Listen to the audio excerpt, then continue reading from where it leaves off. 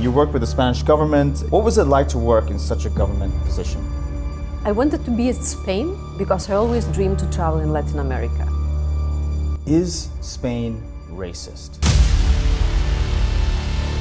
So, when you understand that you are a foreigner, Spanish people are quite close.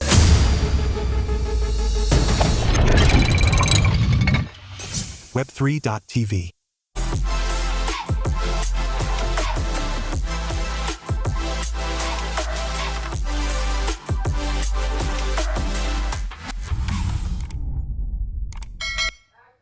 What's up, guys? Welcome back to another episode of the Traders Brawl podcast. If you are new here, welcome. I'm so excited for my new guest. For those who don't know what Traders Brawl is, we feature entrepreneurs, money gurus, business leaders, and even fitness freaks on the show. Every week, we sit with different people, disruptors, innovators who are rewriting the rules of wealth, health, and tech. No fluff, no political correctness, just real conversations that challenge status quo thinking and beliefs. Today's guest is Kristina. Kristina, I'm going to read your bio so that those watching will know more about you. Kristina is a global citizen in every way possible. She's traveled to 47 countries, lived in 5, and worked across media, government, and real estate. She began as a TV journalist in Lithuania and later moved into international project management in Spain. Kristina is also a soft skills business coach and has worked closely with the governments of Gran Canaria and the Canary Islands. Now based in Dubai, Kristina is active in the real estate sector and is diving into the Web3 space with her latest venture, Peppers, a family project creating new opportunities in the UAE. Kristina, welcome to the Traders Brawl podcast. Thank you, Adel. Thank you so much. It's my pleasure to be here. Absolutely. First time we met was actually at my event, Money Monday Dubai, in La Cámara de Toto, if you remember that previous location. Yes. We exchanged contacts. I loved your energy. And then I think we messaged each other. And then the next thing I knew, you became a co-host with us. That's a good experience. That's why I'm saying networking events can change your life. Just one connection can change your life in your future. It's really great. I would like you to give a quick introduction about yourself in your own words. Tell us a bit about who you are and what brings you here today. Well, your introduction is really perfect. You just everything summarized very well. All my countries where I lived, like where I traveled. The Surf 47, I lived in different countries, and my father is Russian, my mother is Lithuanian, so I lived in Russia and Lithuania later. Later on, I moved to Spain, where I lived 17 years. I also lived in Turkey for almost 1 year. I lived in Ecuador, also traveled through Middle East, living in Jordan, Palestine, Israel. Wow. And now I'm here. It's amazing. You're very international, and let's get straight into it because I want to ask burning questions about your early life and career and how you got into Dubai, and also some personal questions about your life. So first off, what led you to be in Spain? You worked with the Spanish government, embassies. What was it like to work in such a government position? So basically, when I was working in Lithuania, working in TV, I thought. I should give a possibility to myself to go to work in some European project just for 1 year. I wanted to be in Spain because I always dreamed to travel in Latin America. Right. So learning Spanish for me was really important. So I moved to Spain, and then 1 year was too short. It just passed like that. Right. Then I was working in European projects, and I was hired by government of Gran Canaria, Canary Islands, to live for them, for external relations coordinator. Right. Okay, interesting. And working in Spain compared to other countries that you've worked in, was there something specific about Spain? Because you worked across the EU. You mentioned Turkey. Did you work in India before as well? Yes, I've been also working in India, yes. And others, you speak like 4 different languages as well. So what was it like to work in Spain and with people there? So when I was working, I always like being an international environment. Right. People from different countries, different cultures, different traditions, different religions, different economical backgrounds, and all together, like 30 people from maybe 10 countries, and we work on training sessions or seminars. So I was working in different countries. And that was one experience as a business coach and soft skills coach. When I was working just in Spain, in Canary Islands, so you learn that Spain is a beautiful country. It's a beautiful country for traveling, for vacations, for holidays. I always say I came from paradise to heaven. Right. Canary Islands, it's a paradise. Nevertheless, when you work, there are certain limitations, certain things that you have to know. For example, that Spanish people are quite closed. They're quite closed, and if you're coming from abroad, from other countries, they will not let you in, especially when you are getting a higher and higher and higher position. So you will feel this rejection, and if you continue, that happened to me as well. So then suddenly you have media, and you have defamation strategy against you, that you should move out from the high position if you're there. Why? Because they have the feeling that you're taking their position. Interesting. Even though you have a good curriculum, you have a lot of languages, you have more experience, they have the feeling that you are taking their position from someone Spanish. That I do not feel here in Dubai if I compare. Interesting.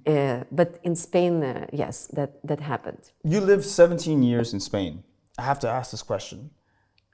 Was your experience from Spain, given your experience there, is Spain racist? Well, when you understand that you are a foreigner and here will be Spanish, so for the same work position, if we're talking about higher levels, the Spanish will hire a Spanish person, even if your experience is more. So how we call it when you're not equal with another person. Right. And it happened to me. And you felt that? You've had that experience? I had that experience. I did manage to enter to very certain closed circles. Because when we talk about closed circles, we may say that Canary Islands people, they may not even accept someone from Madrid. Wow.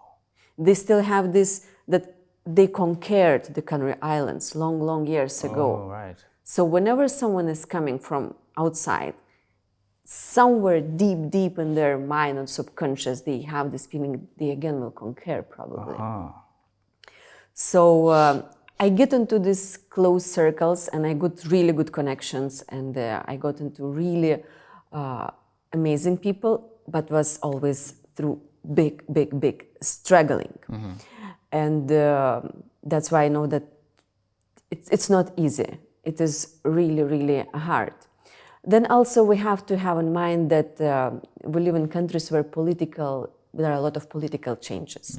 There are different political parties, and after elections, we know who will rule in Spain, or autonomous zone of Spain, or the island. When there is a new party coming, they usually want to destroy everything that previous party did. Even if it was done well, even if they will have similar maybe ideas, they just have to destroy what was done previously, so they will promote their projects. What's happening, at some point you have stuck periods when country doesn't move, or it goes back and then forward, goes back and then forward. And in my experience, it happened that when I was working for Gran Canaria Island government as external relations coordinator, I interviewed once with Richard Branson. Yes, that was interesting. And it was really such an amazing experience. He was in front of me and we're talking different topics. I really loved his energy, absolutely. And he confirmed me coming to Canary Islands to give speeches. And we even set up a date. He was so inspired to come to Canary Islands, he was never there. And he just looked at his agenda, he made some calls, said, this day in October I can come, I can be there. Okay. So I was really happy. It was the first time in history Richard Branson is coming to Canary Islands, and the Canary Islands entrepreneurs, business people, young people, They can meet him. They can ask questions. This was published in Canary Islands in the newspapers. I received calls from Madrid, from different autonomous zones already saying that they would like to come with their young people because of entrepreneurship topic. What happened that after a month or few months, just before October, there was political elections. New party came to the power, and what they did, they canceled all the projects that was agreed previously. Wow. And the Richard Branson project was literally cancelled. Wow. It's beneficial would be if Richard Branson comes to Canary Islands. Yes, absolutely. Absolutely. That's like the greatest minds that we have on the planet. But just because of political elections and because other party says, no, we don't want this project, because not them, they made it. Wow. So that's our short, like small pieces of my experience that I'm sharing now. And it happened more with the Chinese investors, with other investors. Wow, as well. This is really interesting insight. When you mentioned that the political parties made this decision, is this Gran Canaria or is this Gran Canaria? Gran Canaria, because yes. they have a separate political party yes, system. we have a whole Spain, and we have government for the whole Spain. Then we have autonomous regions, 17 autonomous regions. Okay. We have, Andalusia, Murcia, Balearic Islands, Catalonia. There are some of them, they're fighting for saying, no, I want to be free. Others saying, I'm happy to be here. And nevertheless, we have a lot of regions. And Canary Islands is one of them. I see. So there's voting and elections in Canary Islands. Yes. And the Canary Islands, as this is the territory of the islands, then each island has its own government as well. I see. And visa? There's a visa? You need a visa to get to Canary Islands? The visa is European Union visa. Okay, so it's if you have others. have EU passport, you're fine. Absolutely, yes. It's European Union, it's Spain, just autonomous regions. Got it. And some, like let's say education will be for a whole Spain, but then some other parts will be managed by regional government, no? Or in Canary Islands, we have the islands. So that you can imagine that we have Canary Islands president for all the islands. Oh. Then we have, each island has its own president. I see now. And then we have, in one island, we have a lot of municipalities and mayors. I see. Let's say Gran Canaria Islands, it's 50-on-50. Of course, it has mountains up to almost 2,000. And we have, as far as I remember, it's 21 municipality. Okay. It's a lot. It's a lot. Yes, it's a lot. I see now. Okay. It's also bureaucracy and, yeah. I see. That gives a good idea of how things work there. I'm curious to know, when you were in Spain, now you're giving me an idea of how it was like to work there. You worked for the Spanish embassy, that's correct? Yes, between the Gran Canaria Island government and the Spanish government institution, specific to España, was a signed agreement that I would represent also Gran Canaria Islands in specific embassies. I see. So time to time I was going to these embassies or even organizing events for Gran Canaria. And what was the work life like there? Was it typical 9 to 5, 9 to 6? Did you encounter any burnouts, depression? How was it there? Of course, you have official timing, but you always work more. You are always work more. And for me, it happens that in the beginning, when I just was hired as external relations coordinator, I entered to institution and I had in mind this European project work. You work to achieve the goals. You work to, I was onboarding, not onboarding, I was going to promote Gran Canaria at other countries. So for investments attraction to Gran Canaria, China, Russia, African countries, Latin America, just come invest to Gran Canaria.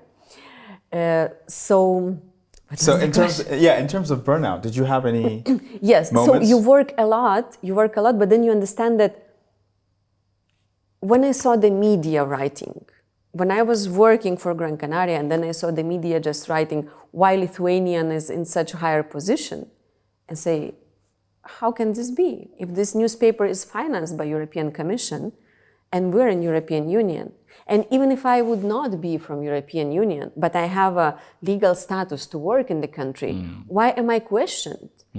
Why am I questioned? So basically all the newspapers, all this the defamation that they do from the image, because they don't write what you achieved, how many investors you brought, and they brought investors to Gran Canaria. So what they do is they just take your picture together with the president or together with some famous businessman and just write it, that I'm there or there, or I'm traveling or something. So I got more burnout and depression. Yes, I got depression because of feeling that it was so unfair. I have the right to work here. And if I would Spanish, it wouldn't happen to me. It happens to me because I'm a foreigner. Wow. And even though you speak fluent Spanish? I speak fluent Spanish, yes, of course. They still would treat you as a foreigner? Yes. I even collected, once I remember I collected my CV, my diploma. I'm a journalist. I was working as TV journalist in Lithuania. Other works, written works that I had.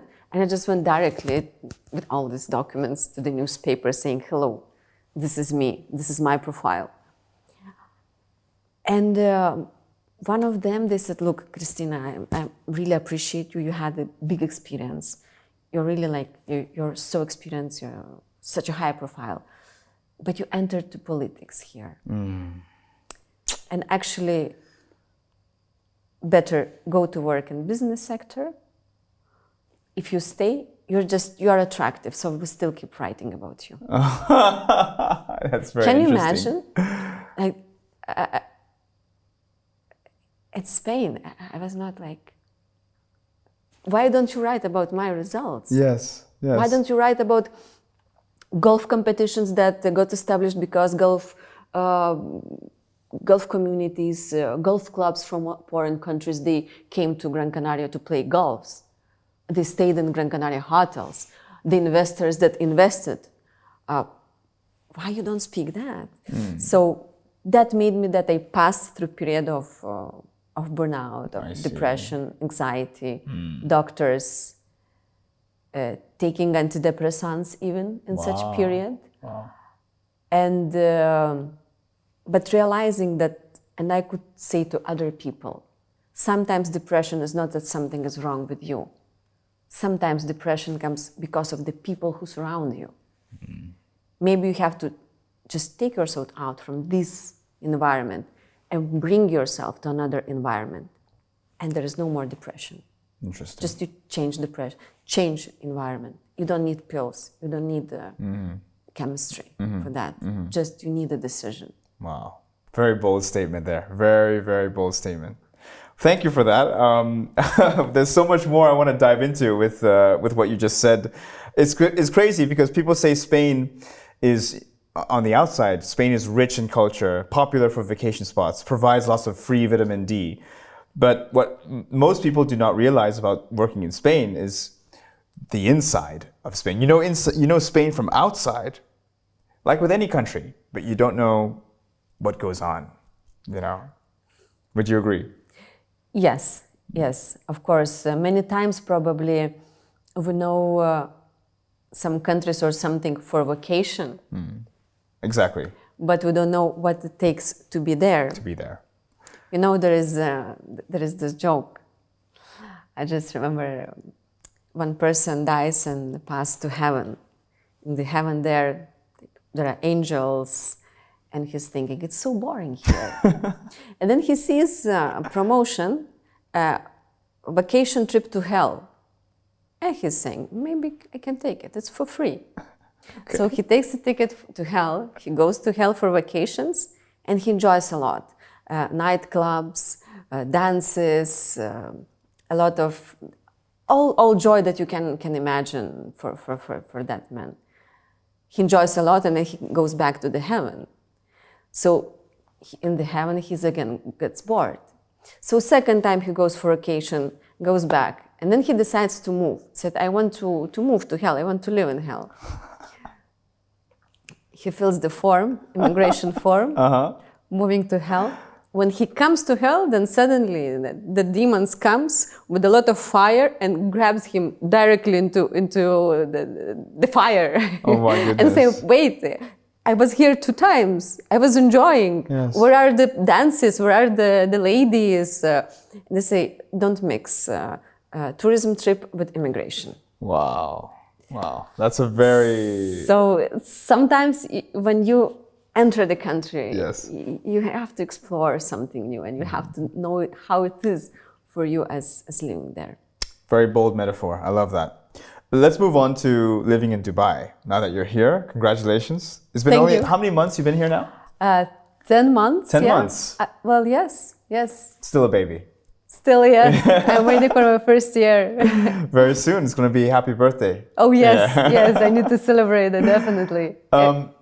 You've already mentioned how different it is. Now, I want to know your perspective. Coming to Dubai in your first 10 months, how has been your experience here? Both good and bad. Let's talk about the good, and then we'll talk a little bit about the not so good. Versus Europe, how has your experience been? It's amazing here. Like even you can see my smile in my face. Like of Dubai, I love Dubai. I love Dubai. It's really great experience. Safety here, security here. Tax, yes, but even if you have tax, but you have security, safety, all the services working perfectly. I'm happy to pay the tax. I'm not happy to pay tax when I pay tax, like 50% around, and I don't receive that. I don't receive security, I don't receive safety, I don't receive good services. And here you receive everything. And yes, it's an amazing country to live in. I would say probably there is one bad thing of Dubai. Okay. That your life is before living in Dubai and after living in Dubai. Yes. So when you live here, then it won't be really easy to move back where you lived before. That's true. Yeah, I like it. I like services. I would say, I really like Dubai police. They're always very helpful. Very helpful. And I feel safe. And yeah, and they also, the first time in Dubai, I came in 2015. I was working, at that time when I was working in Gran Canaria government, we had the Chinese investors who were coming to Canary Islands to see for their investments. And they wanted to see their projects built in China, and one of them there was in Dubai. So basically I came with the invitation of Chinese investors and to see their businesses there. And later I was flying to China. So when I came here, among work, they showed me Burj Khalifa, of course. And I remember this picture that stayed in my mind. Just when you go out from Burj Khalifa, you have those big pictures. Who worked building Burj Khalifa? And you see different nationalities in each of them. Different nationalities, different religions, different cultures, working all together to build the highest building in the world. I said, I love this. I love to see all nationalities working together. And I love it here. I love it here, this feeling of working with mixed nationalities from all around the world. And active minds that want to do things, want to change things. Like Money Monday. Like Money Monday. I love it. I love it. We'll get to that part. But like, you know me, on the podcast, I always like to challenge. And I always like to not be an echo chamber. I want to challenge some of the things you said about Dubai. There have been some, and maybe this is not a Dubai thing, but maybe it's the people who come to Dubai. There are some concerns people share that things are artificial here, things are unethical. I know you have some ethics-related concerns with working here, maybe. And have you had any experience with people being artificial, being fake, and also not being ethically good when it comes to employment? I think that people are from all around the world, and there are different people everywhere. That's really, and it's congratulations for the government of Dubai, of UAE, to make rules and regulations in the way that everybody are responsible. There are no crimes, and you have people from all around the world, no? But of course, people are different. So I would say, if we're talking, well, European people are very good, and it's European quality, I would say actually I met here people, European people with the quality, and European people with no ethics, no quality, and I passed through that experience with no ethics. No ethics, no quality. So fake. Lies. Complete fake. Yeah, you believe, you trust, and then suddenly. And then suddenly you realize no. No. And it's European people, and then you meet non-European people, and you say, "Wow, they're so amazing." And it doesn't matter, like Pakistan, yes, or Jordania, or Iraq. Yes. The friends that I met say they're so amazing. Yes. Like whenever what happened to you, or Emirati people, I know that whom I can call and say, "Can you help me?" Yeah. In something. And actually, I will say Dubai is seen as the Las Vegas of the Middle East. And actually, I rarely ever meet any Emiratis here. So when we're talking about Dubai here, we're not talking Emiratis. No. Yeah. We're Exactly. talking about the foreigners who have migrated to Dubai and changed it. Exactly. You know what I mean? They've changed it. And then this fakeness, which does exist, not from Emiratis, we're talking the foreigners who come here, has come up in this city. I think you have maybe some people themselves, they are more fake. So these people can be everywhere. These people that's true. can be in Spain.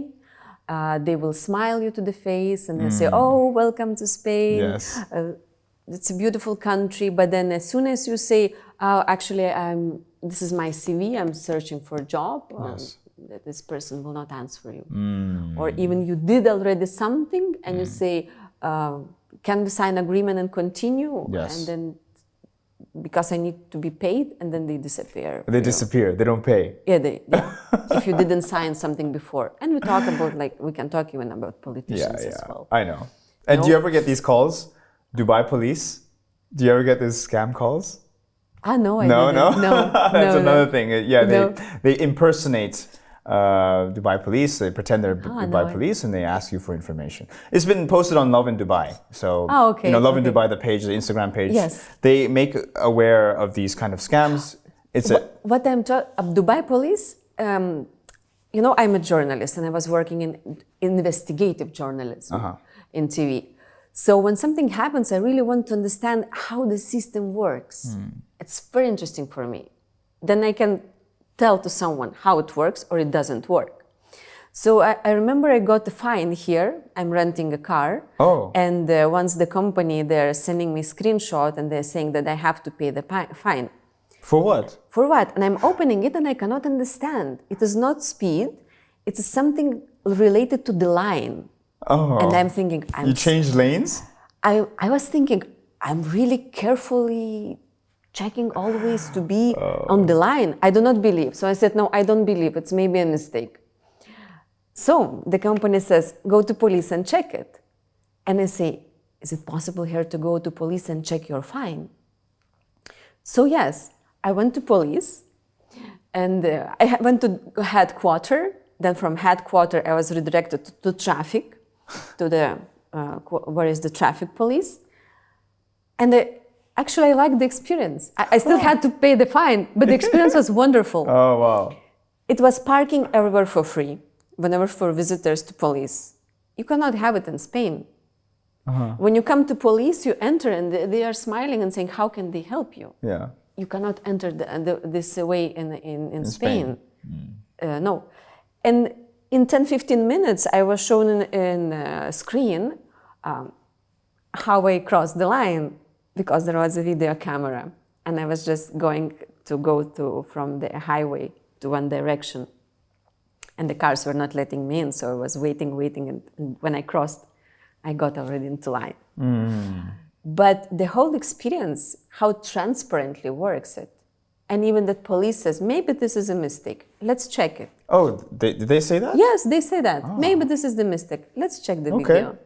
That was really positive experience that transparency, help. Okay. That's what you need from police. Okay, that's a very interesting feedback. And it will not happen in Europe. And I was talking not only Spain or Lithuania or any other country. In Europe, no. No. Interesting. Very interesting feedback. Last question about Dubai before we move on. How is the cost of living situation compared to Spain or Lithuania? Well, actually, I think the living cost for apartment here is quite expensive. No? Compared to Europe? Yes. Comparing to Europe, the apartment renting is expensive. Other costs, you really can decide how you prefer. You're taking metro, you're renting a car, you're renting a better car. Food, it's where you decide to eat, to have food.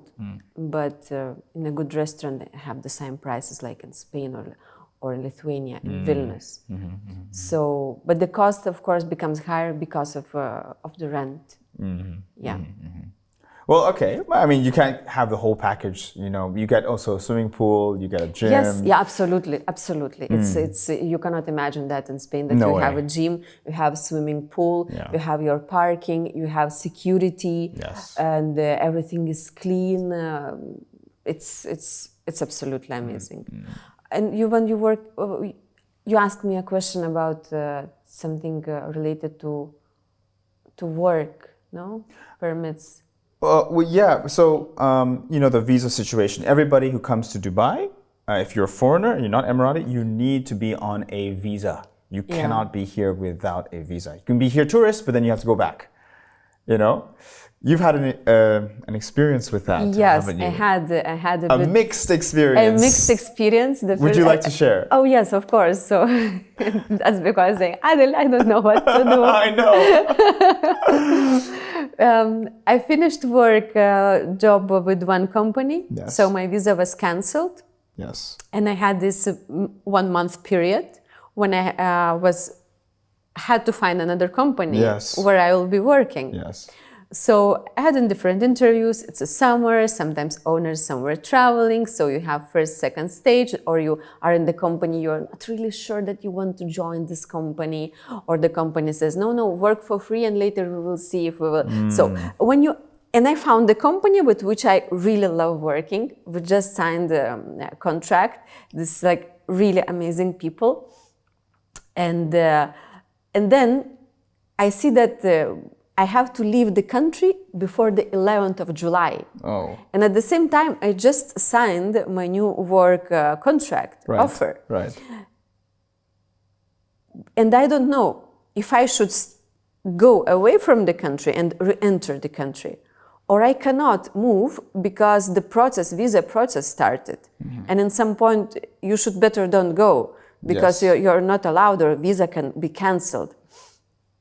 So I didn't know where to get this information. I signed one offer and another document, and I see that I still do not have visa change status. And I'm calling to one ministry, I'm calling another governmental institution.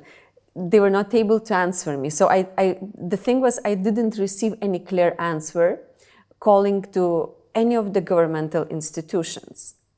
Later I was redirected to the airport. But in the airport was nobody taking the phone. I was like 2 times redirected to the airport and I was waiting, I don't know, like 15 minutes on the phone was nobody.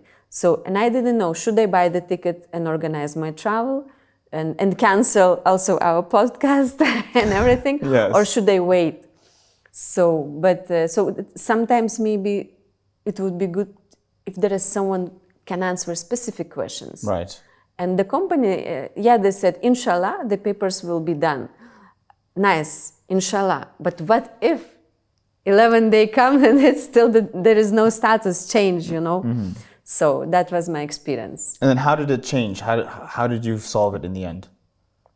Yeah, in the end I was talking with the company that I was working, so, and then they said that approximate dates when the status can be changed, and then they said that it should be like before the 11th. Okay. Maybe on 10th. But actually it happened before. It happened even before. Okay. So And the visa status changed? Yes, it was changed. It was the document that they sent to me even the next day. It was very quickly. Okay, good. Faster than they thought.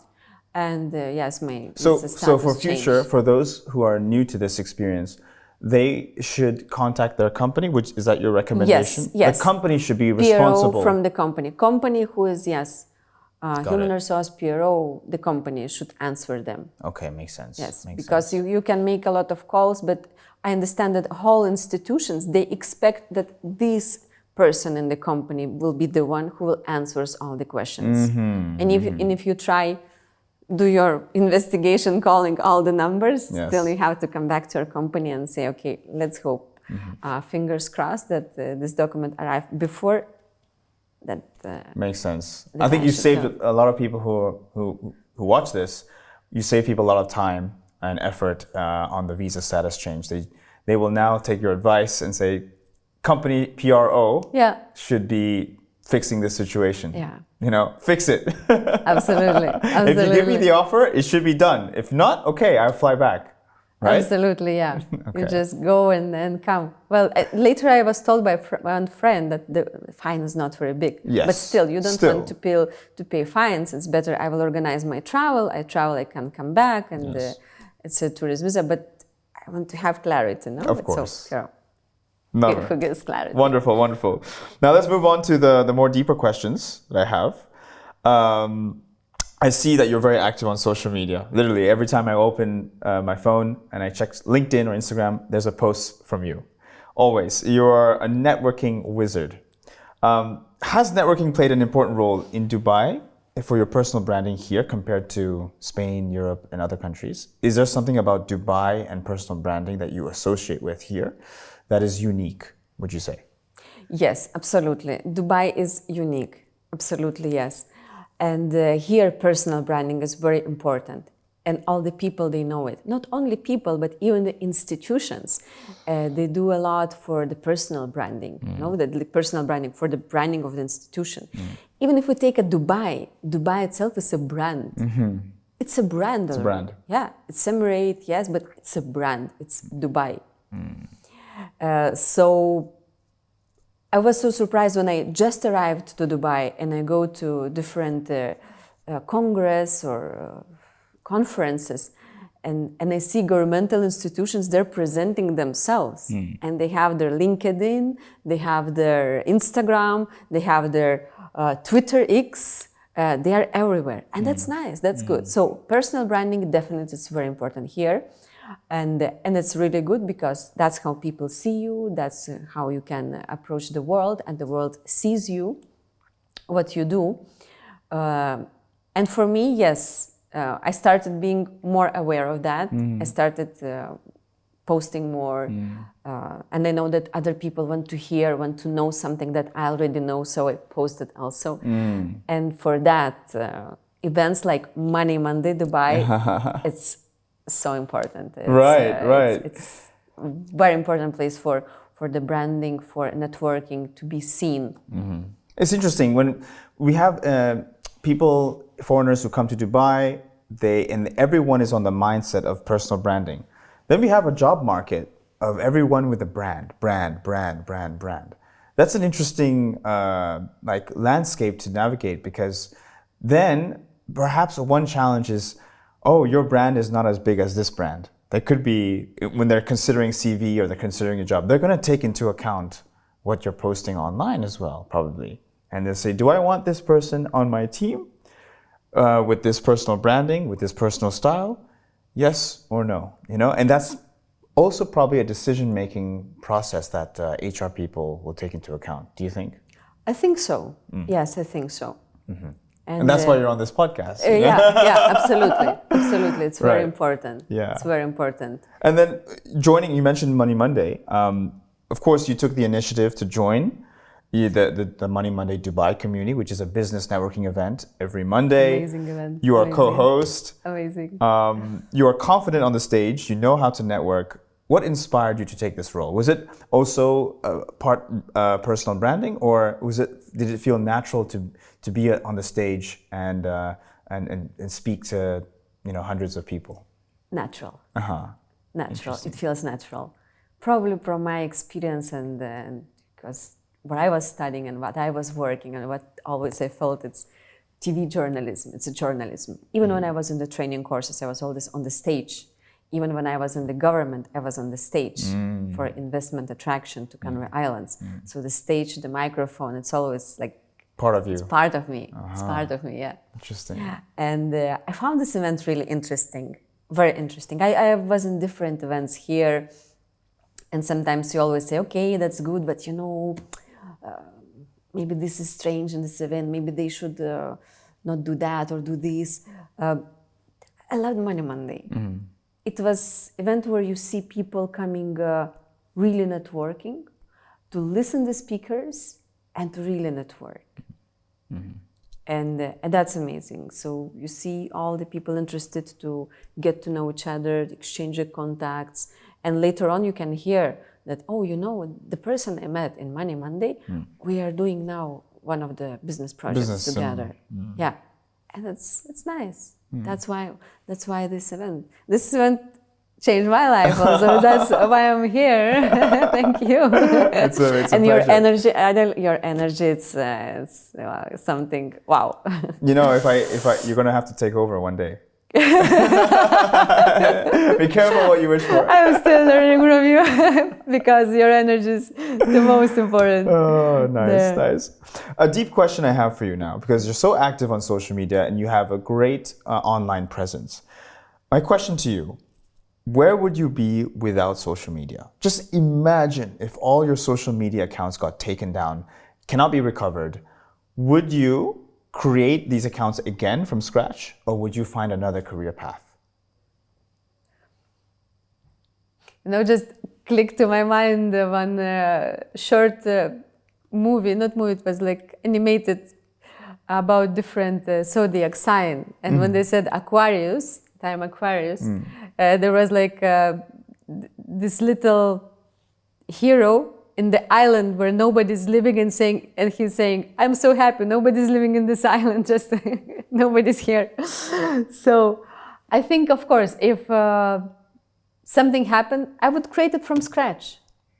I would create it again from scratch, the same as you do these decisions. Like I was living in Spain 17 years old, and then I said, I'm moving to Dubai. I put all my 17 years in luggage, bought the tickets, and I'm here. Interesting.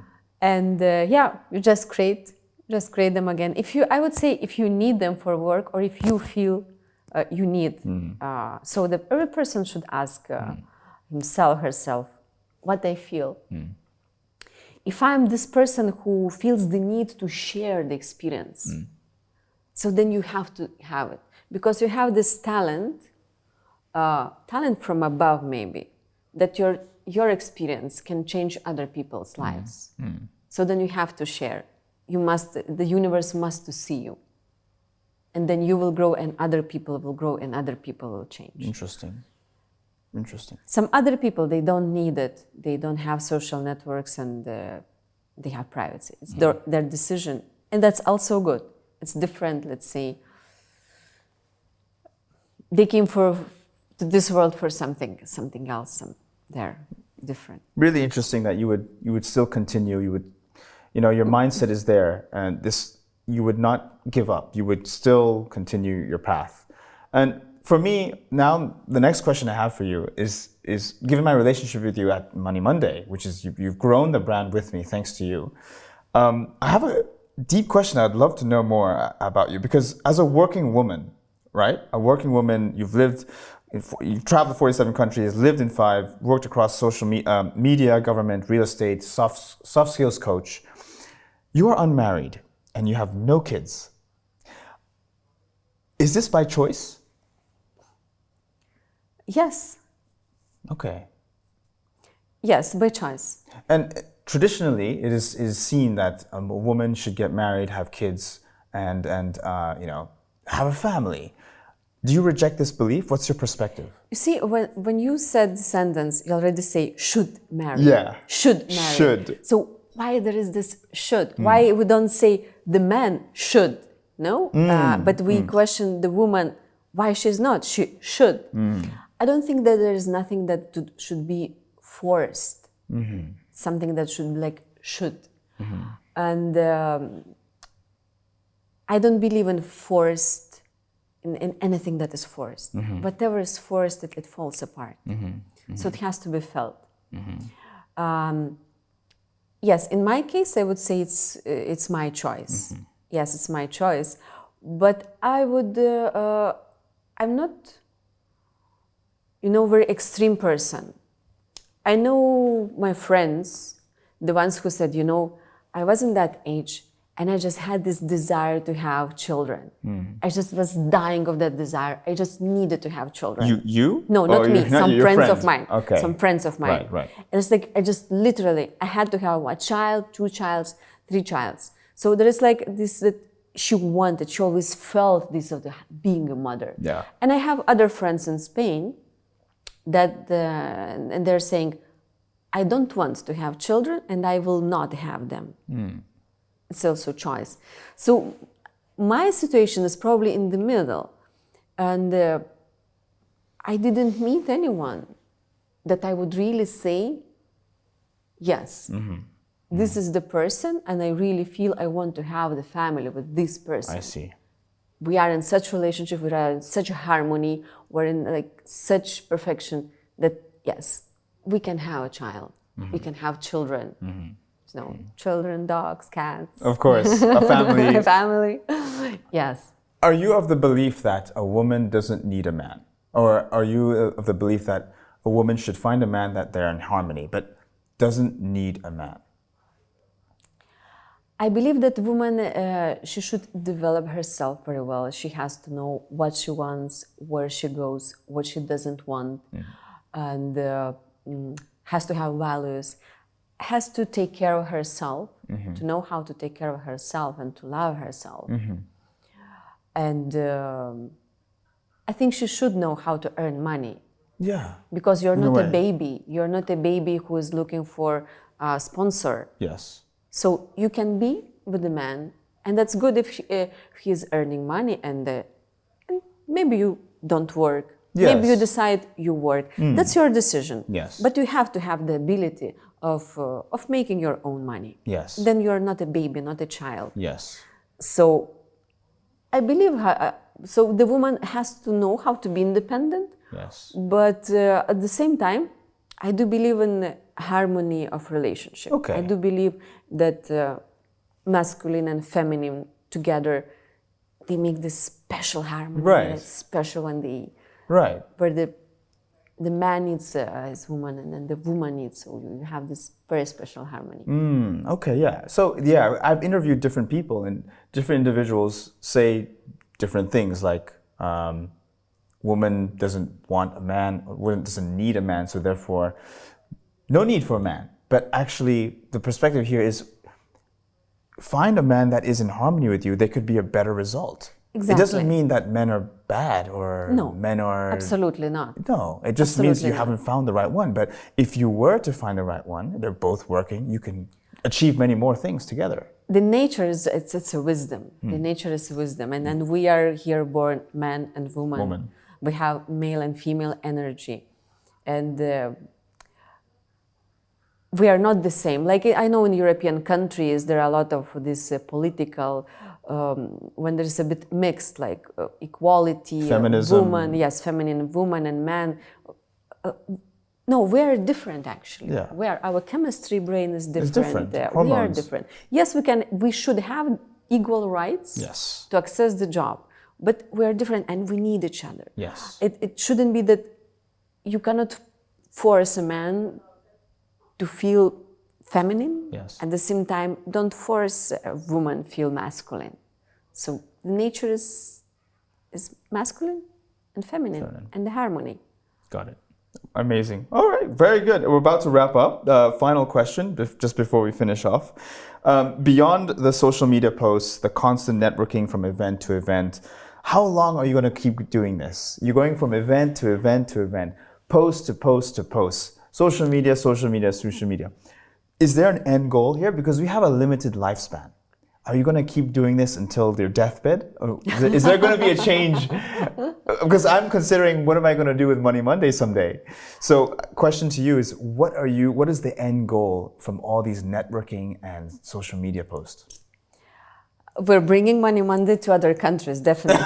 We're bringing to other countries. Europe, Latin America, Africa, Asia, everywhere. So, you see, I like project, one inspiring project, when you see that you can change life of people, when you see happy people, when you see the people who come and say, thank you for this event. You do the change, you do something so positive that it's so beautiful that it shouldn't be just one day closed. It has to continue. It has to continue. It has to continue. Actually, I'm so happy because I just signed my new contract here, new work contract. And my boss, like, they know that I'm on Money Monday. Actually, he was on Money Monday. Also, I invited him. Oh, wow. Yeah, I think 2 or 3 times. And they know there are 2 partners. They know that I love events, and I will go to Money Monday, no matter what. So they said, look, we can work on the real estate, and we will work, and I have meetings agenda, but when you have Money Monday Dubai, or if you have any other meeting, go. I have this freedom to go, and I will go. I will continue.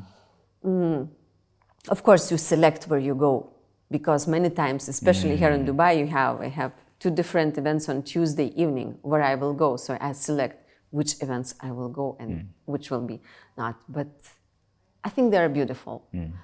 The project that you do, the project you founder, you really did something such nice event, unique event, where people come and they get knowledge, they change, they get contacts, they grow their businesses, they're thankful, they come back to say thank you, and then get new contacts. That's all about what we have: Dubai, networking, business, growing. Just bring Money Monday to other countries. Okay, we'll work on that. Perfect. All right, Kristina. Wow, thank you for this podcast. Thank you. We'll wrap up there. I think you delivered some really great wisdom, insights there. The biggest takeaway for me was the conversation about the fact that you're unmarried, you have no kids, you're independent, and I think both men and women can listen to this and hear your perspective. And I think that's the biggest takeaway for me. But thank you again, and I look forward to seeing you at Money Monday. Thank you, Adel. Thank you so much. See you. All right, guys, thanks so much for watching. Hope you found this insightful. We will leave all the links in the description to Kristina's profile. You can check her out. She's very, very, very active on LinkedIn and Instagram. Do check her out and what she's working on, both in real estate, as a soft skills business coach, and many other things that she does at Money Monday. Thank you again. I'm Adel, the host, and I'll see you next time. Cheers!